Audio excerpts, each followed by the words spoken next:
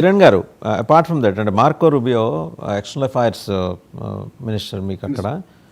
So social media ఖాతాలు మేము vetting చేస్తాము. అఫ్ కోర్స్ కంట్రీ సావనిటీ దృష్ట్యా టాప్ వాళ్ళు దే హ్యావ్ ఎవరీ రైట్ అండి. మనం దాన్ని క్వశ్చన్ చేయడానికి ఎవ్వరికి ఎలాంటి హక్కు లేదు బయట దేశాల వాళ్ళకి. బట్ అక్కడ దాకా మనం ఎందుకు, మనం అంటే మన ఒక్కళ్ళమనే కాదు, ఎందుకు తెచ్చుకుంటున్నాం? వెళ్ళిన పని ఏంటి? చదువుకోవటం. మధ్యలో ఇజ్రాయెల్ హమాస్ ఈ గొడవలు ఇవన్నీ ఎందుకు? పక్కన పాలస్తీనా, మానవ హక్కుల ఇవన్నీ అన్ని చోట్ల జరుగుతున్నాయి. అది అవసరమా మనకి? అది ఇప్పుడు సార్ రెండు థిన్ లైన్ సార్. ఒకటి, వీసా ఇచ్చే ముందు వెట్టింగ్ చేయటం అనే దాంట్లో అమెరికాకు హక్కు ఉంది, అమెరికన్ కాన్స్టిట్యూషన్ ప్రకారంగా హక్కు ఉంది. ఇప్పుడు ఇండియాలో వాసు గారు ఏమేమి చేశారు అనేది నేను చూసుకుని మీకు వీసా ఇచ్చేటప్పుడు మేము అది తీసుకోవచ్చు. కానీ మీకు వీసా ఇచ్చి వాసు గారు అమెరికాకు వచ్చిన తర్వాత మీరు పీపుల్ ఆఫ్ అమెరికా అవుతారు. మీరు సిటిజన్ ఆఫ్ అమెరికా కాకపోయినా మీరు పీపుల్ ఆఫ్ అమెరికా అవుతారు. అమెరికన్ కాన్స్టిట్యూషన్లో సిటిజన్కి వేరు, పీపుల్కి వేరు రూల్స్ లేవు. The people always have the same rules applicable as per American Constitution. Vasu గారు అమెరికాకు వచ్చారు కదా అని చెప్పి వాసు గారు తమ అభిప్రాయం చెప్పకుండా ఉండాలి అనేది తప్పు. వాసు గారికి పాలస్తీనాకు అన్యాయం జరుగుతుంది అనిపిస్తే పాలస్తీనాకు అన్యాయం జరుగుతుందని చెప్పచ్చు. సార్, మనం వెళ్ళిన పర్పస్ వేరు కదా సార్. అక్కడికి చదువుకోవటానికో, ఉద్యోగానికో, వ్యాపారానికో ఎందుకు? మన పని మనం చేసుకుని వచ్చేసే దానికి ఎందుకు ఇవన్నీ వేలు పెట్టి కలగటం? దేనికి అవసరమా మనకి? ఓ పక్క వాళ్ళ ఎక్స్టర్నల్ అఫైర్స్ పాలసీకి సంబంధించి నిర్దిష్టంగా ఉన్నాయి అభిప్రాయాలు చెప్పడం ఓకే. ఇప్పుడు నేను ఇక్కడ ఉన్నాను, మీరు ఇక్కడికి వస్తారండి, మీరు అమెరికన్ సిటిజన్ ఆల్రెడీ ఇప్పటికి అయి ఉంటారు. మీరు ఇక్కడికి వస్తారు, భారతదేశం అవలంబిస్తున్న విధానాలకి వ్యతిరేకంగా మీరు మాట్లాడితే భారత ప్రభుత్వం ఊరుకుంటుందా? అంటే సార్ అంటే ఇప్పుడు విధానాలు ఇప్పుడు భారతదేశంలో కనుక మీరు వస్తారండి, ఇక్కడికి వచ్చి ఆపరేషన్ సింధూర్ మీద నాకు అనుమానాలు ఉన్నాయి, ఎంత బోగస్ అంటారు, ఊరుకుంటుందా గవర్నమెంట్ ఆఫ్ ఇండియా? అంటే సార్ ఇప్పుడు అదే చెప్తాను సార్. భారతదేశంలో కాన్స్టిట్యూషన్ ప్రకారంగా, ఇండియన్ కాన్స్టిట్యూషన్ ప్రకారంగా నాన్ సిటిజన్స్ ఆపరేషన్ సింధూరు లాంటి ఫారిన్ పాలసీల మీద మాట్లాడకూడదు అని రూల్ ఉంటే నన్ను ఊరుకోదు. భారత కాన్స్టిట్యూషన్ ప్రకారంగా people in India can have freedom of speech అని ఉన్నప్పుడు కిరణ్ తుమ్మల అమెరికన్ సిటిజనా కాదా అనేది ఇమ్మెటీరియల్. కిరణ్ తుమ్మల అనేవాడు ఇండియాలోకి వచ్చినప్పుడు ఒక పర్సన్కి ఫ్రీడమ్ ఆఫ్ స్పీచ్ ప్రకారంగా నేను మాట్లాడవచ్చు. నేను మాట్లాడిన దాని మీద మీకు అపేక్షలు ఉండి మీరు దాని మీద దీనివల్ల మాకు ఈ అన్రెస్ట్ వస్తుంది, దీనివల్ల ఇది వస్తుంది అని చెప్పి నన్ను మీ చట్టాల ప్రకారంగా శిక్షించవచ్చు. అది కూడా నేను ఒప్పుకుంటాను. మన కాన్స్టిట్యూషన్ అనేది మనకి ఎప్పుడు మాస్టర్ సార్.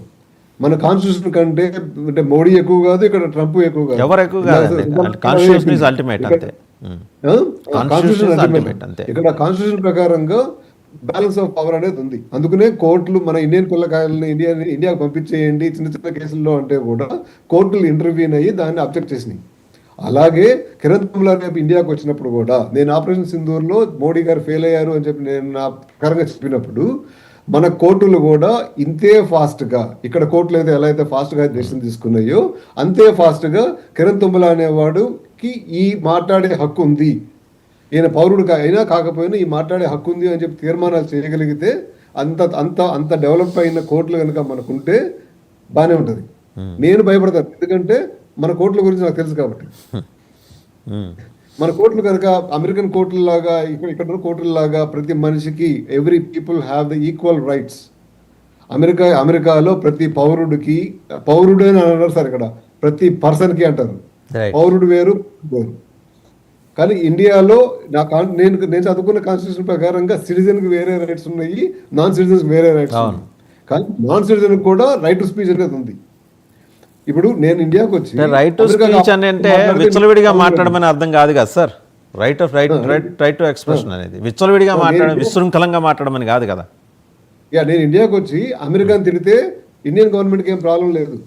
నేను ఇండియాకి వచ్చి పాకిస్తాన్ పొగిడితే ఇండియన్ గవర్నమెంట్కి ప్రాబ్లం. అంటే అక్కడ నా రైట్స్ అనేది నేను మాట్లాడే కంట్రీ బట్టి మారిపోతున్నాయి. అవును, అది తప్పు.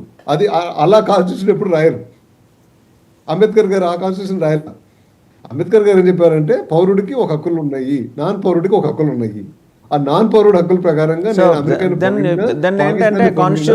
Constitution needs to be revised again. అంటే ఒక 1,00,000 అమెండ్మెంట్లు చేసుకోవాలి అమెరికా. ఇప్పుడు మనం కూడా 2 లక్షల అమెండ్మెంట్లు చేసుకోవాలి.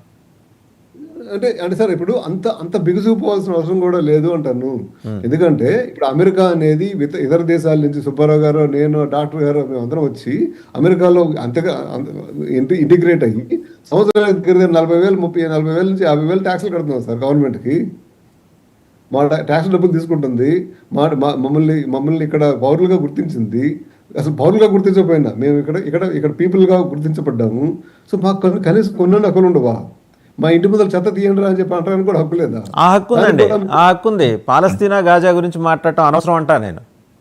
అంటే ఆ హక్కు మీకుంది. మీ పరిసరాల్లో దొంగతనాలు జరుగుతున్నా, దోపిడీలు జరుగుతున్నా, ఏంటి మీరు పోలీసు నిద్రపోతున్నారని నిలదీసే హక్కు యూ హ్యావ్ ఎవరీ రైట్. ఎందుకంటే as you rightly said you are paying taxes. Yeah so అంటే ఇప్పుడు మనము ఎక్కడి వరకు మన హక్కు ఉంది, ఎక్కడి వరకు మన హక్కు లేదు అనేది అది కాన్స్టిట్యూషన్